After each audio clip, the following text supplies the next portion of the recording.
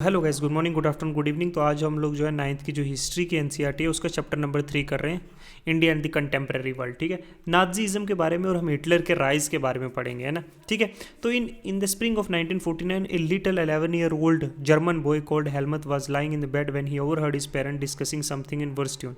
His father, a prominent physician, deliberated his wife whether the time has come to kill the entire family or he should commit suicide alone. His father spoke about the fear of revenge, saying, "Now the Allies will do what we have did to the crippled and Jewish." The next day, he took Helmut to the woods, and where he spent the last happy time together, singing old children's songs. Later, Helmut's father shot himself dead. Helmut remembered what his father's bloody uniform being burned in the family fireworks. So traumatized was he by what he has overheard and what had happened. He had reacted by refusing to eat for home for the following 9 years. He was afraid that his mother could poison him. तो ये जो था ना, ये कुछ Nazi member था, जो है फिजिशियंस है, जो जिसकी बात चल रही है यहाँ पे, और उसकी जो बेटा है हेलमत के जो है पर्सपेक्टिव से हमें ये बात दिखाई जा रही है। ठीक है, कि किस तरीके का फियर था वो नाजीज़म को सपोर्टर्स को, जो है जब जो है एलाइज फोर्सेस जब जीत रही थी, क्योंकि उन्हें डर था कि जो हमने जूइश और क्रिपल लोगों के साथ किया वही हमारे साथ भी होगा, और उसने इस डर में क्या किया, सुसाइड कमिट कर ली। ठीक है, और सुसाइड कर ली, और वो बच्चा इस चीज़ को सुन के और उसके बाद की जो ऑब्जर्वेशन देख के इतने डर गया कि उसने अपने घर पे अगले 9 साल तक खाना नहीं खाया, इस डर से कि उसकी माँ जो है उसको जहर दे देगी।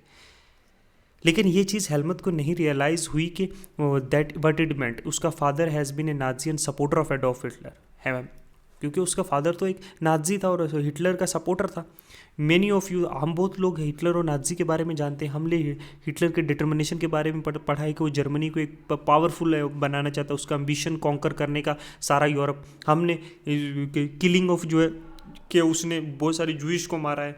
तो नाजीज़म क्या है, नाजीज़म कोई एक या कोई दो को आइसोलेटेड एक्ट नहीं है, ये एक स्ट्रक्चर ऑफ आइडियाज़ है, सिस्टम था। वैसे सिस्टम स्ट्रक्चर ऑफ आइडियाज़ था अबाउट वर्ल्ड और पॉलिटिक्स कैसे होगी। हम इस चीज़ के बारे में पढ़ते हैं, क्यों हेलमत ने अपने जो है पिता को, वाई हेलमत फादर ने जो है अपने आप को मार दिया, इस डर का कारण क्या था, ये सारी चीज़ें पढ़ता है। देखो, मई 1945 में क्या होता है कि जर्मन सरेंडर कर देता है एलाइज फोर्सेस को। देख लो, anticipate what was coming. Hitler और जो उसके जो प्रोपोगंडा मिनिस्टर थे गोआबिल्स और उसकी एंटायर फैमिली जो है वो सुसाइड कमिट कर लेती है कलेक्टिवली बर्लिन के बंकर्स में अप्रैल में। At the end of the war क्या होता है, एक इंटरनेशनल मिलिट्री ट्रिब्यूनल सेटअप किया जाता है एट न्यूरमबर्ग में, जो प्रोसिक्यूट करता है नाजी के वॉर क्रिमिनल्स को फॉर क्राइम जो अगेंस्ट पीस किया गया है, फॉर वॉर क्राइम्स जो कमिट किए हैं, जो क्राइम उन्होंने ह्यूमैनिटीज़ के खिलाफ किए हैं। तो जर्मनी जो कंडक्ट था ड्यूरिंग द वॉर, उसके बारे में स्पेशली वो एक्शंस जो जिन्हें कहा गया came to be called as crime against humanity. ठीक है, और raised serious moral and ethical questions and invited world wide condemnation. अब व्हाट वर दीज एक्ट्स, देखो, under the shadow of world war Germany ने वेज की थी एक genocidal war. ठीक है, जिससे रिजल्ट क्या हुआ, मास मर्डर किया गया एक कुछ सेलेक्टिव ग्रुप्स का, इनोसेंट सिविलियंस का, यूरोप के इनोसेंट सिविलियंस। देखो, जो नंबर ऑफ पीपल जो है ना, वो इंक्लूडेड 6 मिलियन जूइश और 2 लाख जिप्सीज। ठीक है, 1 मिलियन पॉलिश और 70,000 जर्मन्स जो है वो कंसिडर किए मेंटली और फिजिकली डिसेबल्ड। बिसाइड जो इनन्यूमरल जो पॉलिटिकल ओपोनेंट्स थे, नाजी ने डिवाइस की एक unprecedented mean of killing people.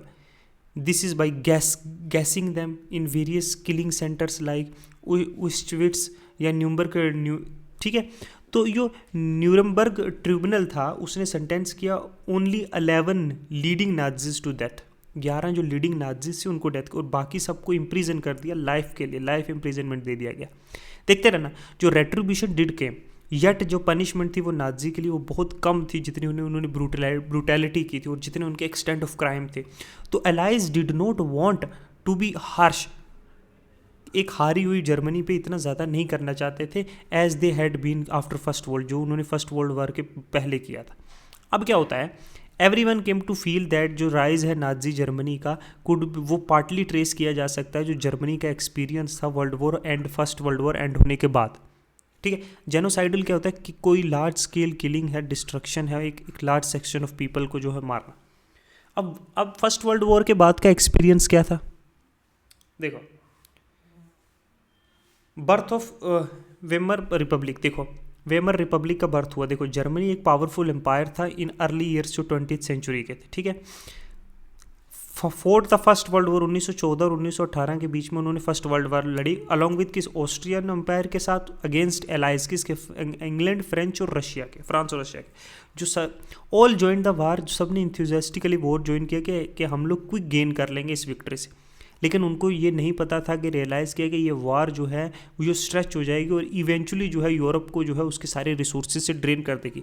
Germany ने जो है इनिशियल जो है गेन किया बाय ऑक्युपाइंग फ्रांस और बेल्जियम। हाउएवर अलाइज ने स्ट्रेंथन किया जब यूएस की एंट्री हुई 1917 में एंड वन डिफीट किया जर्मनी को, और ग्रेट जो सेंट्रल पावर थी नवंबर 1918 हार गए। तो डिफीट जो इंपीरियल जर्मनी का हो रहा हुआ और अबडक्शन ऑफ जो एम्परर हुआ, एब्डिकेशन ऑफ जो एम्परर हुआ, उससे क्या हुआ, एक अपॉर्चुनिटी मिली कि टू पार्लियामेंट्री पार्टीज के वो रिकास्ट कर सके जर्मन पॉलिटिक्स में।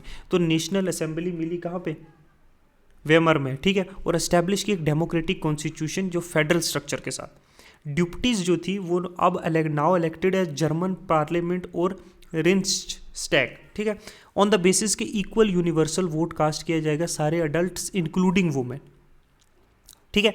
अब देखो, this republic however was not received well, अपने लोगों के द्वारा इतनी अच्छी तरह से इनको रिसीव नहीं किया गया, लार्जली बिकॉज के ये terms theory it was force to accept the Germany accept after Germany's defeat in the end of first world war.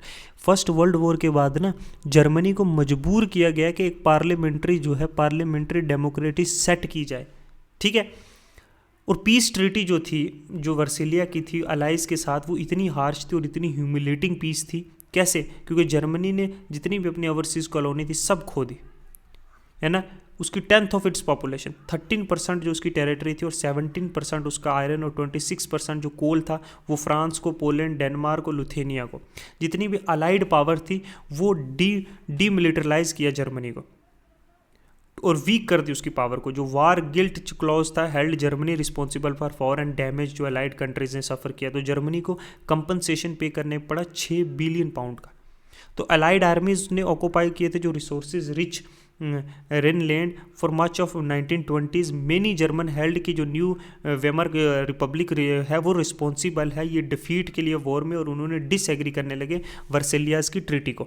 अब इतनी ह्यूमिलेटिंग ट्रीटी किसी एक कंट्री पे जाएगी तो ऑफ कोर्स उसके कॉन्सिक्वेंस तो होंगे ना लॉन्ग टर्म पे। अफेक्ट क्या हुआ वॉर का? देखो, वॉर के बहुत सारे डिवास्टेटिंग इफेक्ट थे इंटायर कॉन्टिनेंट पे, साइकोलॉजिकली भी और फाइनेंशियली भी। From A continent of creditor से वो है यूरोप एक डेबिटर कंट्री बन गया, कर्जे के नीचे दब के। अनफॉर्चुनेटली जो इन्फेंट वेबनार रिपब्लिक था was made to pay for the sins of old empire. जो पुराना एम्पायर था जिसने वॉर में जो है हिस्सा लिया था उसको जो है ये नई जो बनी थी पार्लियामेंट वेमर रिपब्लिक है ना, इसको सारा पे करना पड़ा। अब रिपब्लिक को पैसा पे करना पड़ा, compensation. Those who supported republic many socialist, Catholic और डेमोक्रेटी जो है ना वो इजीली टारगेट हुए अटैक का इस कंजर्वेटिव नेशनलिस्ट सर्कल का। वो mocking all the November criminals mind set had major impacted. जो पॉलिटिकल डेवलपमेंट था अर्ली 1930 का, बहुत सारे लोगों के माइंड सेट इम्पैक्ट हुआ।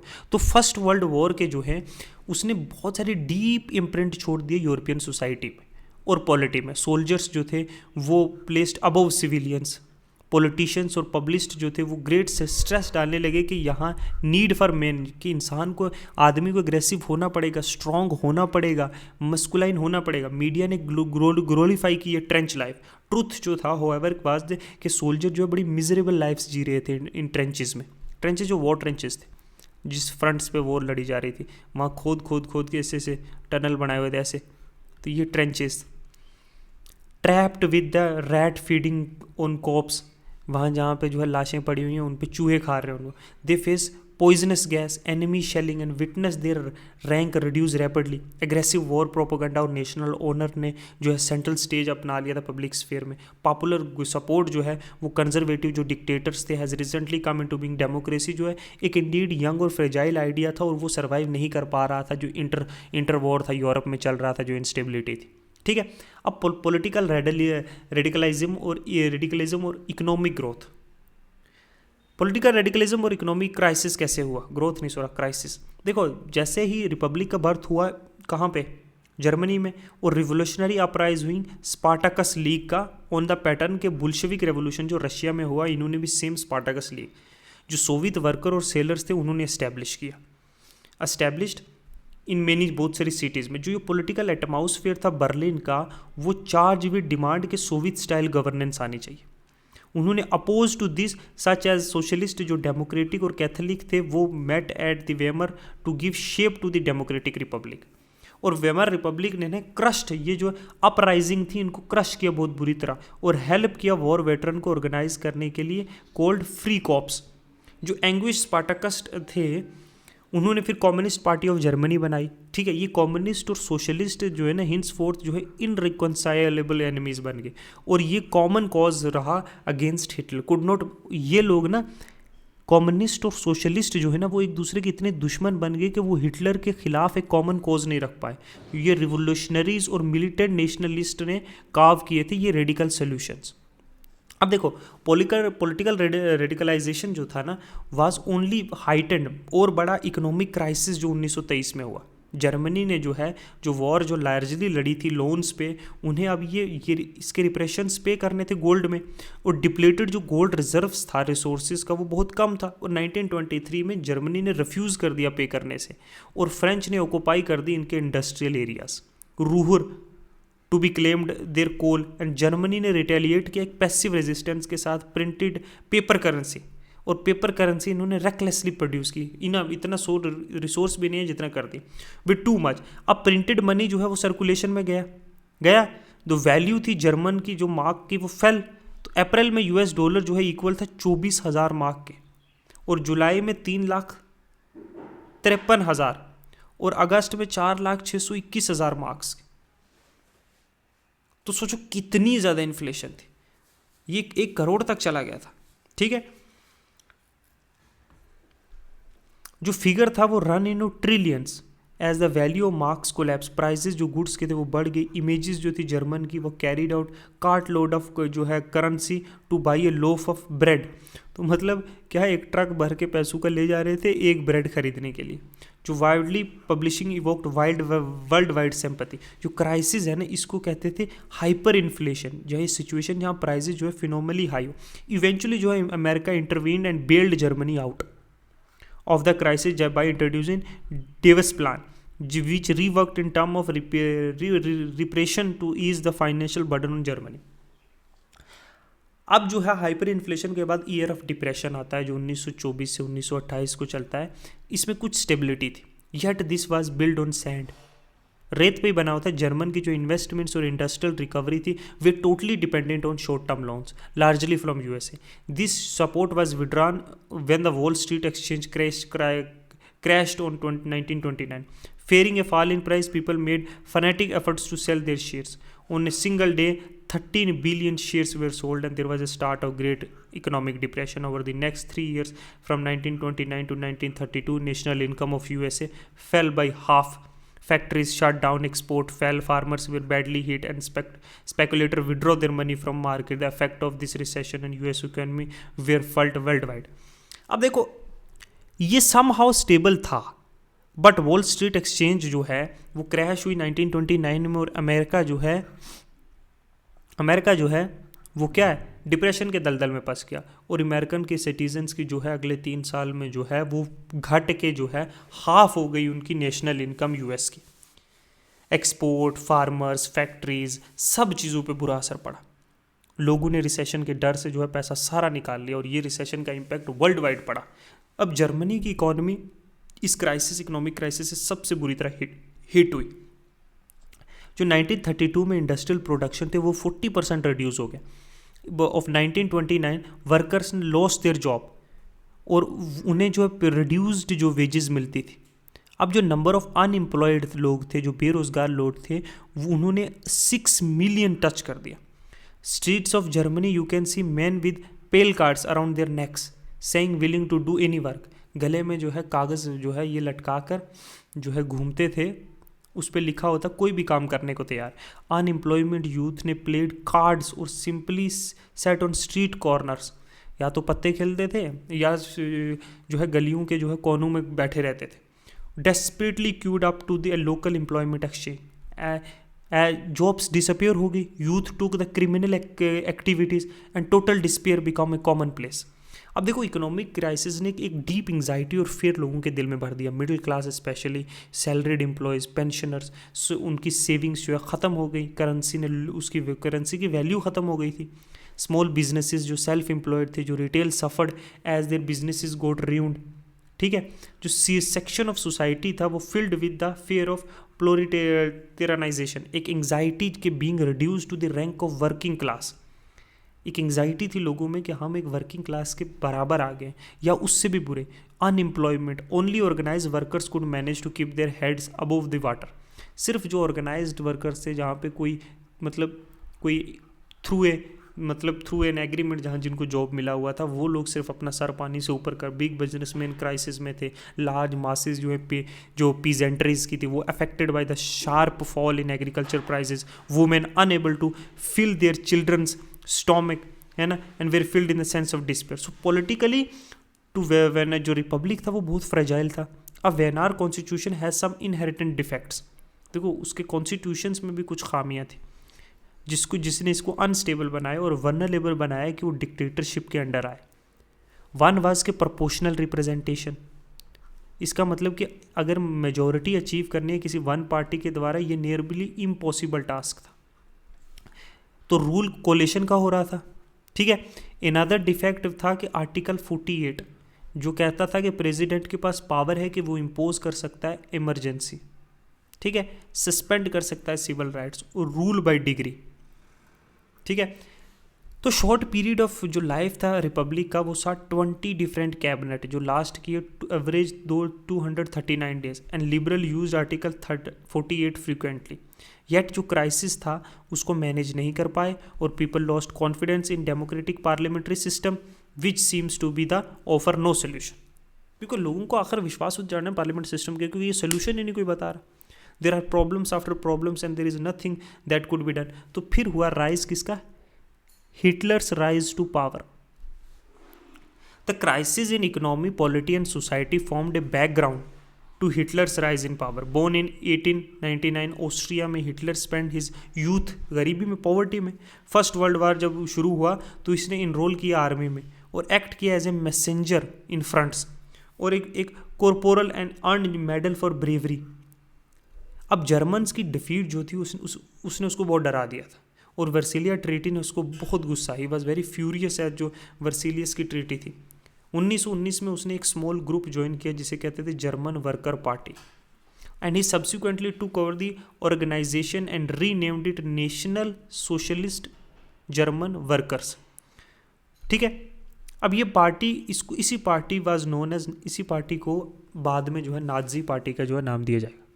देखो अब 1923 and Hitler plan to seize the control of बेवेरिया।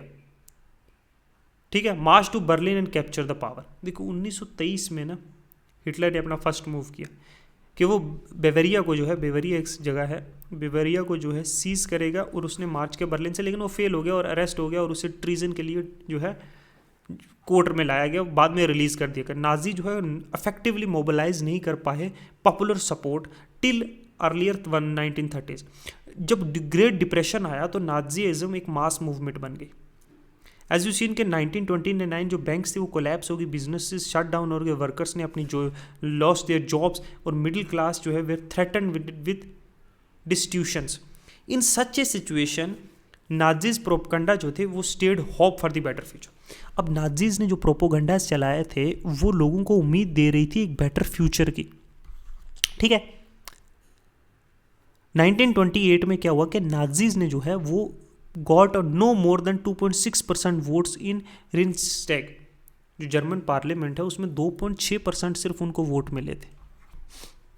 1932 में देखो 1928 में यहाँ 2.6% वोट मिले थे, वहीं 1932 में ग्रेट डिप्रेशन के बाद ग्रेट डिप्रेशन का उनको 37% वोट मिले। तो सोचो उन्होंने ग्रेट डिप्रेशन का एक बेटर फ्यूचर दिखाने का लोगों को प्रोपेगेंडा दिया, और कितने बड़े तो हिटलर एक बड़ा पावरफुल स्पीकर था, एक गुड ओरिएटर था। हिज पैशन एंड उसका words way he has moved people. इसने प्रॉमिस किया वो एक स्ट्रॉन्ग नेशन बिल्ड करेगा अंडर दी अनडू दी जो अनजस्टिस जो वर्सिलिया ट्रीटीज ने किया, और रिस्टोर करेगा जो जर्मन पीपल की डिग्निटी है। उसने प्रॉमिस किया कि एम्प्लॉयमेंट जो है प्रॉमिस्ड एम्प्लॉयमेंट जो काम ढूंढ रहे हैं, और सिक्योर करेगा यूथ का फ्यूचर। अब इसने he promise to weed all the foreign influence and resist all foreign conspirator. जो भी जर्मनी के खिलाफ साजिशें कर रहा है वो है ना, उन्हें वो निकाल के बाहर फेंकेगा, है ना। हिटलर ने डिवाइस किया एक नया स्टाइल ऑफ पॉलिटिक्स। उससे ये समझ आ गई थी कि रिचुअल और स्पेक्टेकल जो है वो मास मोबिलाइजेशन का जरिया है। तो नाजी ने जो है बड़ी रैलीज निकाली, पब्लिक मीटिंग, उन्होंने डेमोन्स्ट्रेट किया सपोर्ट हिटलर को, इंस्टॉल किया एक सेंस ऑफ यूनिटी लोगों के बीच में, एक एकता लाने की कोशिश की। ठीक है, अब क्या होता है कि जो रेड बैनर्स थे विद द स्वास्तिका, है ना, the Nazis salute and ritualise the round of applause after a speech, were ये सब पार्ट था एक स्पेक्टेकल ऑफ पावर, एक अपनी पावर को दिखाने का। ठीक है, अब नाजीज जो प्रोपेगेंडा थे उन्होंने स्किलफुली प्रोजेक्ट किया हिटलर को एक टाइप का मसीहा, एक सेवियर, एक वो जो है अराइव हुआ लोगों को डिलीवर करने के लिए, उसकी प्रॉब्लम से जो है उनको उनके डिस्ट्रेस से दूर करने के लिए। ठीक है, इट इज़ एन इमेज, एक इमेज क्रिएट की कैप्चर की गई, एक इमेजिनेशन लोगों की में ये डाला गया, एक के डिग्निटी और प्राइड जो ख़त्म हो चुका था वर्सिलिया की ट्रीटी के बाद, जो एक्यूट इकोनॉमिक और पॉलिटिकल क्राइसिस में रह रहे थे, उन्हें हिटलर कहीं से दिखा कि ही इज़ द मैन। ठीक है, दिखा। अब देखो destruction of democracy. On January 1933 क्या हुआ, प्रेसिडेंट हिंडनबर्ग जो है ना उसने ऑफर किया चांसलरशिप, जो हाईएस्ट पोजीशन जो है कैबिनेट ऑफ मिनिस्ट्री में, हिटलर को। ठीक है, बाय नाउ नाजीज ने मैनेज कर लिया था rally to the conservatives to their cause, conservatives को अपने पीछे लगा लिया था। हैविंग एक्वायर्ड पावर, हिटलर ने set out to dismantle the structure of democratic rule, जो डेमोक्रेटिक रूल है उसके स्ट्रक्चर को पूरी तरह हिटलर ने खत्म करने की सोच रही। और एक मिस्टीरियस फायर ब्रोक आउट हुई जर्मनी के पार्लियामेंट बिल्डिंग में फरवरी में, वो फैसिलिटेट किया उसका मूव इसी ने लगवाई होगी। तो फर्स्ट डिग्री जो है ऑफ 28 फरवरी 1930 जो इनडेफिनेटली सस्पेंड कर दिए सिविल राइट जैसे फ्रीडम ऑफ स्पीच, प्रेस और असेंबली, जो गारंटी करती थी वेमर की constitution. Then he turn to the arch enemies, जो कम्युनिस्ट थे, जो most of whom were hurried and packed off a newly establish concentration camps. तो इन सब को कंसंट्रेशन कैंप्स में भेज दिया गया जो नए नए बनाए थे। ठीक है, इन्हीं के लिए।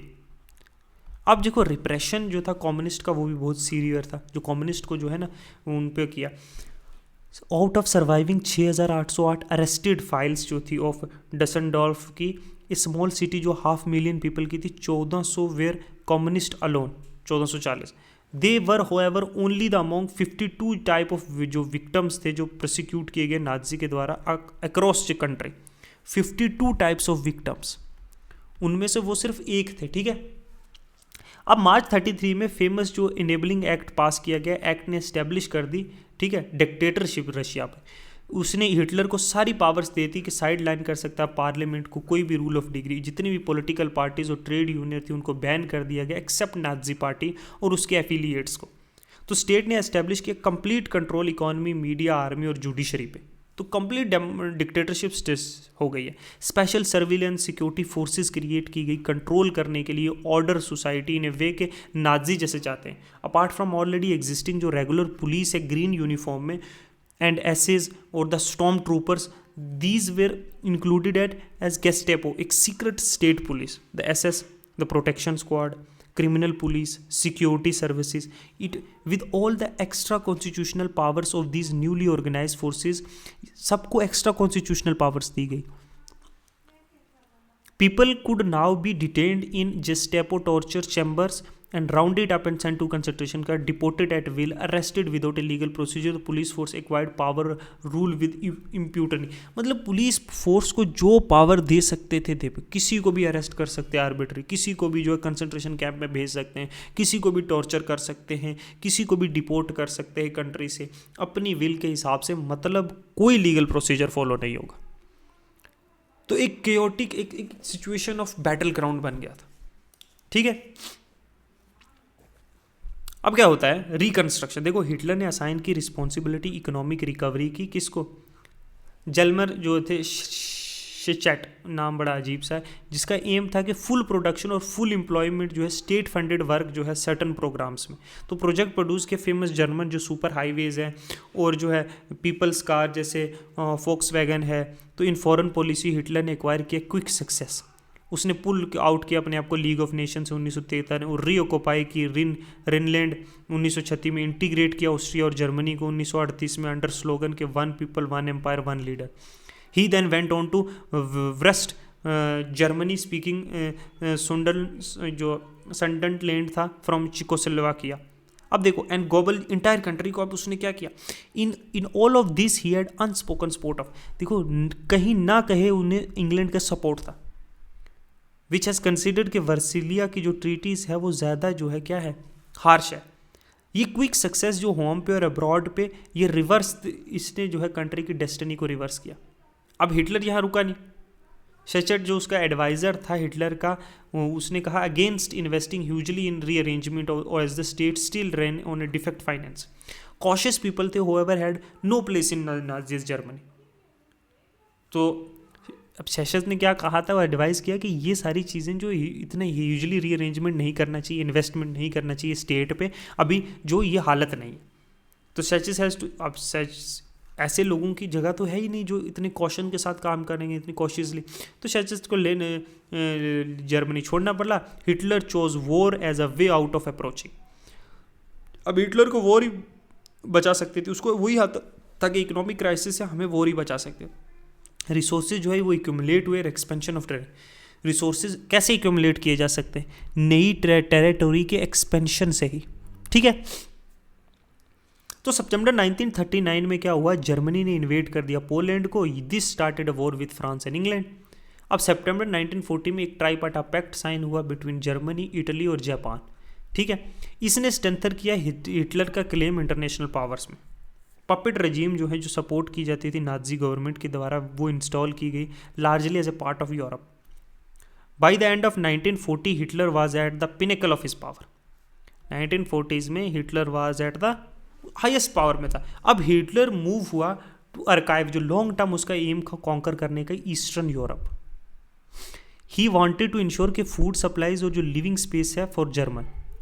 उसने अटैक किया सोवियत यूनियन को 1941 में। And in this historical blunder जो हिटलर ने एक्सपोज कर दिया जर्मनी का वेस्टर्न फ्रंट, किसको, ब्रिटिश को, aerial bombing and eastern front जो है पावरफुल सोवियत आर्मी को। तो सोवियत की जो रेड आर्मी थी वो inflicted a crushing and humiliating defeat on Germany's स्टेलिनग्राड।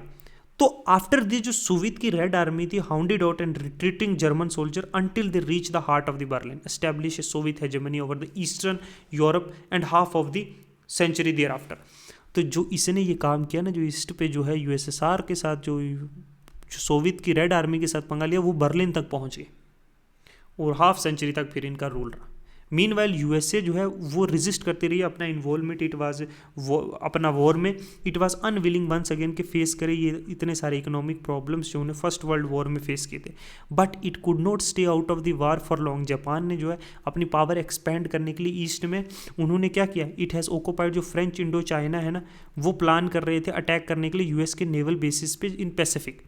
जब जापान ने एक्सटेंड किया इसका सपोर्ट हिटलर को और बॉम्ब किया यूएस के बेस पर एट पर्ल हार्बर, तो यूएस एंटर हो गया सेकंड वर्ल्ड वॉर में।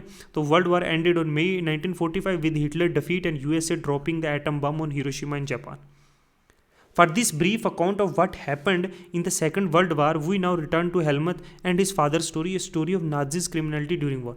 अब हम पढ़ते हैं, ये सब कुछ तो वॉर में हुआ जो हुआ है ना, आपने बहुत बार सुना भी होगा, बहुत बार पढ़ा भी होगा, लेकिन अब हम चलते कि नाजीज के क्राइम्स क्या क्या थे। अब नाजीज वर्ल्ड वाइड, देखो क्राइम जो नाजी ने कमिट किए थे वो लिंक थे एक सिस्टम ऑफ बिलीफ के साथ, एक सेट ऑफ प्रैक्टिस के साथ। नाजीज की जो आइडियोलॉजी थी वो हिटलर के वर्ल्ड व्यू भी था। अकॉर्डिंग टू इसके मतलब कि no equality between people but only a racial hierarchy, कि लोग बराबर नहीं हो सकते, कोई इक्वालिटी, एक रेशियल हायरार्की है। यहाँ यहाँ यहाँ आर्यंस अलग हैं, जूइश अलग हैं, मुस्लिम्स अलग हैं, तो रेशियल हायरार्की, अरब्स अलग हैं, ठीक है। तो इसने कहा in his blonde blue eyes, in the view के ब्लॉन्ड ब्लू आइज जो नॉर्डिक जर्मन आर्यंस हैं वो टॉप पे हैं, जो जूइश हैं वो लोकेटेड है लोएस्ट रंग पे। दे केम टू बी रिगार्डेड, एक एंटी रेस है जूइश, आर्क एनिमी है आर्यंस का। ऑल दी जो कलर्ड पीपल हैं वो प्लेस किए जाएंगे इन बिटवीन, जो डिपेंड अपॉन उनके एक्सटर्नल फीचर्स कैसे हैं, उनके मुंह के, उनके चेहरे के, उनके हाथ पाँव के, उनके आंखें कैसी हैं, उनके बाल कैसे, उनके प्लेसेस में बाकी सब लोग जो है बीच में आएंगे, सबसे ऊपर आर्यन, सबसे नीचे जो है जूइश। हिटलर का जो रेसिज्म का जो वो उन्हें बोरो किया था थिंकर्स जैसे चार्ल्स डार्विन और हेबर्ट स्पेंसर्स के आइडिया से। डार्विन एक नेचुरल साइंटिस्ट है जिसने एक्सप्लेन किया था क्रिएशन प्लांट और एनिमल्स का, जिसने कंसेप्ट दिया था एवोल्यूशन का, नेचुरल से। और हार्बर्ट स्पेंसर थे, उसने लेटर कंसेप्ट दिया था idea of survival of fittest, जो सबसे ताकतवर है वही जिंदा रहेगा। अकॉर्डिंग टू दिस आइडिया वही स्पीशीज सर्वाइव करेंगे अर्थ पे जो अडॉप्ट कर सकते हैं क्लाइमेट चेंजिंग कंडीशंस के साथ। हमें ये बात माइंड में रखनी कि डार्विन ने कभी एडवोकेट नहीं किया था कि human intervention in what he thought was purely a natural process. उसने कभी ये एडवोकेट नहीं किया कि ह्यूमन का इंटरफेरेंस होना चाहिए एवोल्यूशन में। वो बोलता था ये एक नेचुरल सेलेक्शन है, लेकिन उसके आइडियाज़ को यूज़ किया गया रेसिस्ट थिंकर्स और पॉलिटिशियंस से जस्टिफाई करने के लिए, इंपीरियल रूल और कॉन्कर करने के लिए लोगों को। अब नाजी का आर्ग्यूमेंट सिंपल था कि स्ट्रॉन्गेस्ट रेस सर्वाइव करेगी और वीक जो है वो पेरिश हो जाएगी। आर्यन रेस जो है वो फाइनेस्ट है, ये वो अपनी प्योरिटी रिटेन रखे और वो स्ट्रॉन्गर और डोमिनेट करेगी वर्ल्ड पे। अदर एस्पेक्ट जो हिटलर के आइडियोलॉजी थे वो जियो पॉलिटिकल कंसेप्ट में थे, जैसे लेबनसरम में था और ए लिविंग स्पेस। वो बिलीव करता था कि नई टेरिटरीज एक्वायर करनी पड़ेंगी सेटलमेंट के लिए। दिस वुड एनहेंस जो एरिया है मदर कंट्री का, वाइल इनेबल करेगा सेटलर्स को नई लैंड्स पे वो रिटेन करेंगे अपनी इनमेट लिंक्स जो है पीपल उनके ओरिजिन के साथ। इट विल उनके मटीरियल रिसोर्सेज और पावर जो है जर्मन नेशन की भी इंक्रीज करेगा। हिटलर का ये इंटेंट था कि वो जर्मन की बाउंड्री को एक्सटेंड करेगा ईस्टवर्ड एंड और कंसंट्रेट करेगा जितने भी जर्मन जियोग्राफिकली एक प्लेस पे, और पोलैंड जो है वो एक लेबोरेटरी ऑफ एक्सपेरिमेंट बन गया। ठीक है, इस एक्सपेरिमेंट, ठीक है।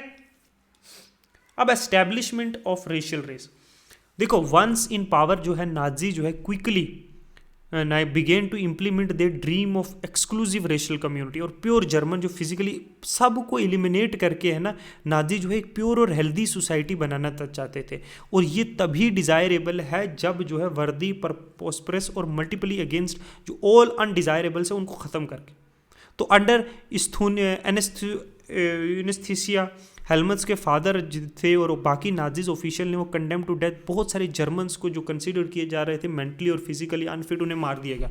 जूइश जो ओनली कम्युनिटी जो क्लासिफाइड की अनडिज़ायरेबल, अदर्स बहुत सारी जिप्सीज और ब्लैक्स जो नाजी में रहते थे वेर कंसिडर वो रेशियल इन्फीरियर उन्हें कंसिडर किया गया, वो वाइडली प्रोसिक्यूट किए गए।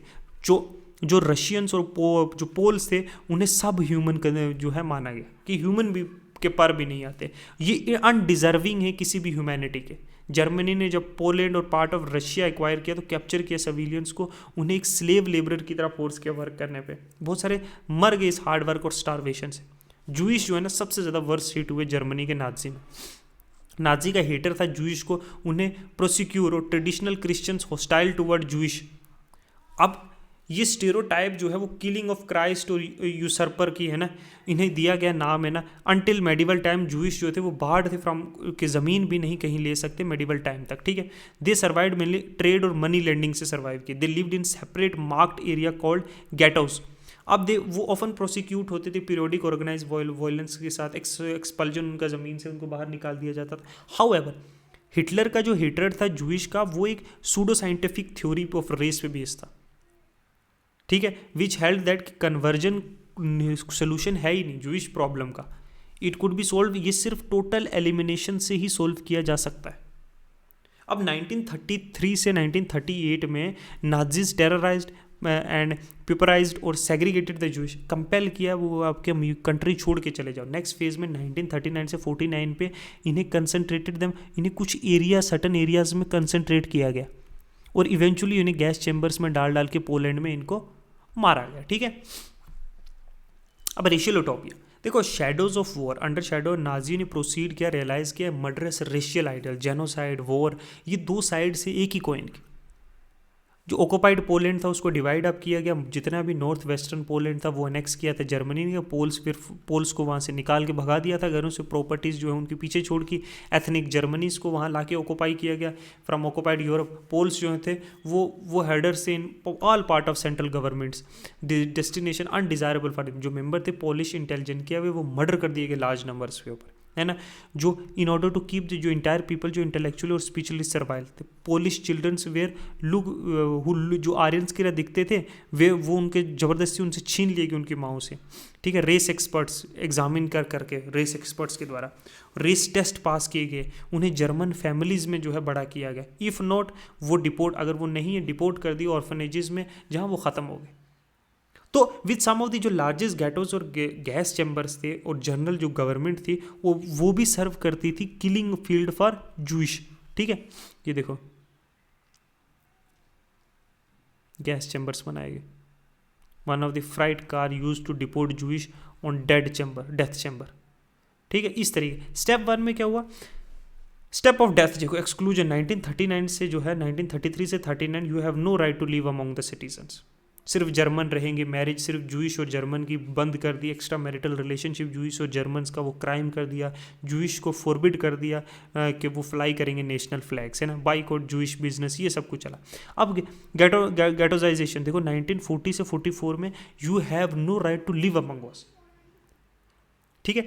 अब Jewish has to wear a yellow star of David on their breast, identify marks, है ना, पासपोर्ट्स और लीगल डॉक्यूमेंट हाउस। तो जूइश हाउसेज जो जर्मनीज में थे, गैटोज एंड वर्सा में जो वर्साओ में थे ईस्ट में, दीज बिकेम जो एक्सट्रीम मिजरी और पॉवर्टी, है ना, जूइश को सरेंडर करनी पड़ी अपनी सारी वेल्थ, है ना, और वो इंटरसून जो ये गैटो जो है हंगर, स्टारवेशन और डिजीज, डेप्रीवेशन और पूर हाइजीन। फिर आया 1941 के बाद का पीरियड जिसमें कंप्लीट एनाइलेशन के तुम्हें कोई राइट ही नहीं है जिंदा भी रहने का, you don't have a right to live also. Jewish और जो जूइश थे from Jewish houses to concentration camps और गैटोज में जो डिफरेंट पार्ट ऑफ यूरोप में, वो जो है were brought to death, factories में ट्रेन्स के थ्रू लाए जाते थे गुड्स की तरह। इन पोलैंड और elsewhere in east most notable था बेल्सिविक, यूशविट, अच्छा सोबिबोर, अच्छा ऐसी एरियाज पे जो है ला कर इन्हें गैस चैम्बर में डाला था और मास किलिंग होती थी विद इन मिनट्स और जो साइंटिफिक प्रेसिजन्स के साथ, ठीक है। अब यूथ जो था नाजिया का, देखो जर्मनी जो था वो फैनेटिकली इंटरेस्टेड था यूथ में ऑफ द कंट्री में, उसको लगा था कि एक स्ट्रॉन्ग नाजी सोसाइटी एस्टेब्लिश हो सकती है अगर टीचिंग चिल्ड्रन नाजी के आइडियोलॉजीज अगर इन्हें सिखाए जाएंगे। कंट्रोल किया गया चिल्ड्रंस को इनसाइड और आउटसाइड स्कूल भी, ठीक है। जो थे चिल्ड्रंस वेर पहले सेग्रीगेट किए गए जर्मन्स और जूइश, जो एक साथ नहीं बैठ सकते, एक साथ खेल नहीं सकते। सब्सिक्वेंटली अनडिजायरेबल चिल्ड्रन थे जूइश, फिजिकली हैंडीकैप्ड जिप्सीज, उन्हें स्कूल से बाहर फेंक दिया गया। तो फाइनली 1940s में वो उन्हें गैस चैम्बर में ले गए। अब गुड जर्मन चिल्ड्रन जो सब्जेक्टेड थे नाजी स्कूलों में, वो prolong period of ideology training उन्हें मिलती थी। स्कूल टेक्स्ट बुक जो है दोबारा लिखी गई, रेशियल साइंस जो है वो इंट्रोड्यूस की गई जस्टिफाई करने के लिए नाजी के आइडियाज़ ऑफ रेस को। स्टीरियोटाइप अबाउट जूइश जो है वो पॉपुलराइज किया गया मैथ क्लासेस में भी, ठीक है। चिल्ड्रन को कैसे लॉयल और सबमसिव बनना है, हेट करना है जूइश को, वर्शिप करना है हिटलर को। इवन जो फंक्शन था सपोर्ट का, वो भी क्या, एक नर्चर करने के लिए spirit of violence and aggression among children. Hitler believe करते थे boxing could make children iron hearted, strong and masculine. तो जो यूथ ऑर्गेनाइजेशन थी वो रिस्पॉन्सिबल थी किसके लिए, educating German youth the spirit of national socialism. 10 year old had to enter Jungvolk, और 14 year old बॉयज़ को ज्वाइन करना पड़ता था, 14 साल के लड़के को, नाजी यूथ ऑर्गेनाइजेशन।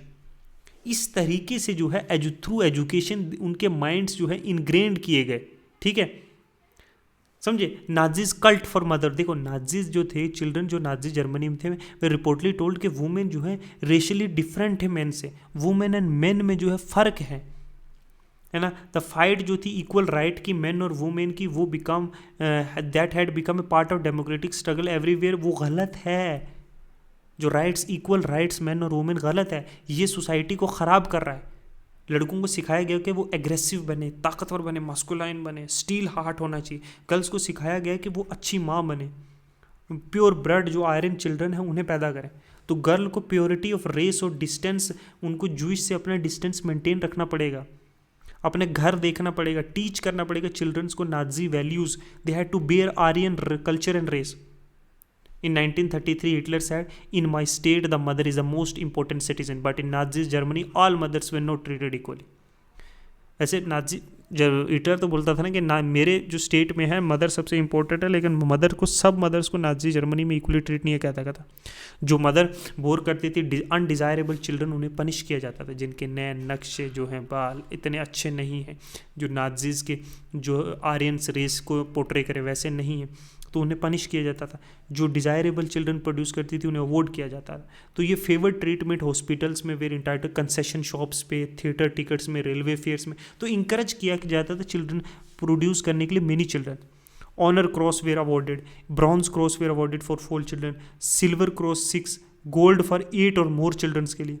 तो all Aryan women were deviated from precede code of conduct and publish contempt और सीवरी पनिश। जो मेंटेन करते थे अपने कॉन्टैक्ट जूइश पोल्स या रशियंस के साथ, were paraded on through the towns, उनके सर मुंड दिए जाते थे, ब्लैक उनके फेस पे कालख पोत दी जाती थी, है ना, उनके और लास्ट में हैंग कर दिया था। तो ये आर्ट ऑफ प्रोपोगंडा है। जो नाजीज थे ना, दी बंच ऑफ जो है ना आइडियाज़ जो है ना वो लाए गए, पीपल के माइंड्स में इनग्रेव किए गए। ठीक है, किस तरह के ऑर्डिनरी पीपल्स और क्राइम अगेंस्ट ह्यूमैनिटी हमने देखा। देखो थ्रू एजुकेशन जो है थ्रू उनके माइंड्स को जो है कंट्रोल करने की कोशिश की गई। चिल्ड्रंस को जो है शुरू से ही जो है उन्हें ये बताया गया कि नहीं, वुमेन्स जो हैं वो इक्वल नहीं है मैन के। ठीक है, इन्हें पॉलिटिकल राइट नहीं होने चाहिए। उनका सिर्फ मकसद ये है कि वो आर्यन रेस के जो है ब्यूटीफुल बच्चों को पैदा करें। ठीक है, उनमें जो है नई नई कैरेक्टरिस्टिक्स जो उनमें देखी जाती थी कि अगर इस तरह के बच्चे हैं तो हाँ ये आर्यन है, नहीं तो हैं तो नहीं। Based on their external physical features जो है उन्हें जाना जाता था। ठीक है, ओके। बॉयज़ को बताया जाता था कि वो उन्हें मस्कुलिन होना है, उन्हें उनका हार्ट जो है स्टील का होना चाहिए। तो इस तरीके से ये आइडियोलॉजीज जो है उनके अंदर इनग्रेन की गई। क्राइम्स देखो, जूइश पोल जो भी हैं आउटसाइड द आर्यन रेस, उन्हें जो है बहुत बुरी तरीके से ट्रीट किया गया। ठीक है, उन्हें जो gas chamber there, mass murdering, everything that जो उनकी कैपेसिटी में थे, जो वो कर सकते थे, उन्होंने किया। ओके, फिर जो क्या है, इकोनॉमिक क्राइसिस की वजह से ही देखो लोग जो है इजीली मैनिपुलेट होते हैं। एक्चुअली जो इकोनॉमिक, पॉलिटिकल और सोशल क्राइसिस जब किसी सोसाइटी में आ जाते हैं ना, तो पीपल्स जो हैं वो रैली बिहाइंड करते हैं कहीं भी जहां उन्हें कोई दिखे कि देर अगर स्मॉल कोई रे भी दिखे ना होप की, तो वो वहां रैली करते हैं। When people are on the verge of death, एक इंसान जो वर्ज ऑफ डेथ पे है, स्टारवेशन से जिसकी मौत हो रही है, वो अच्छे और बुरे में फ़र्क नहीं निकालेगा। ठीक है, उसे रोटी मिलेगी, उसे कपड़ा मिलेगा, उसे रहने के लिए शेल्टर मिलेगा, फिर वो बाद में जो है ना, कहते हैं ना, बिस्तर पे लेट के ही जो है आराम से कंबल में लेट के इंसान को जो है एथिक्स समझ आते हैं। ठीक है, वो नीचे का एक है ना कि if you kill A lizard it's you have done, लोग तुम्हें प्रेज करेंगे। अगर तुम बटरफ्लाइज को मारोगे तो लोग तुम्हें गालियाँ देंगे, है ना। तो एथिक्स के भी जो है एस्थेटिकली सूट करती है एथिक्स भी लोगों को। ठीक है, तो ये चीज़ें होती हैं। दिस वे जो हिटलर का पूरा, आपको ये लाइन ना कम से कम मैं बोलता हूँ 2 बार इस चैप्टर को, एक बार जनरल रीडिंग करो, दूसरी बार थोड़ी मीनिंग के साथ अंडरस्टैंड करो, तो यू विल अंडरस्टैंड कि व्हाट वाज गोइंग ऑन, क्यों राइज ऑफ हिटलर हुआ। आपको वो समझ आएगा राइज ऑफ हिटलर क्यों हुआ। ड्यू टू जो वर्सिलिया में जो फर्स्ट वर्ल्ड वॉर हुआ, जो वर्साओ की ट्रीटी हुई, वर्सिलिया की ट्रीटी हुई, उसने कितने अनफॉर्चुनेट जो चीज़ें जो है जर्मनी पे मजबूर कर दिया ना, उनको इतना आइसोलेट कर दिया गया दैट देवर, इतना हार्श ट्रीटी थी कि they were on the verge of extinction, उनकी अपनी रेस एक्सटिंक्ट हो रही थी। तो वो लोगों को मजबूर किया पीपल टू, अब ये एक्सक्यूज़ नहीं है हिटलर के करने का, जो कुछ भी करने का, लेकिन बट बहुत इनह्यूमन ट्रीटमेंट उनको फर्स्ट वर्ल्ड वॉर के बाद हुआ था। ठीक है, समझे। और लोग एक्सेप्ट भी करते हैं कि the treaty was very harsh, उसी की वजह से राइज ऑफ हिटलर हुआ, द इकोनॉमिक डिप्रेशन जो फॉलो किया। ओके, इतना ही रखते हैं आज के लिए, गुड बाय।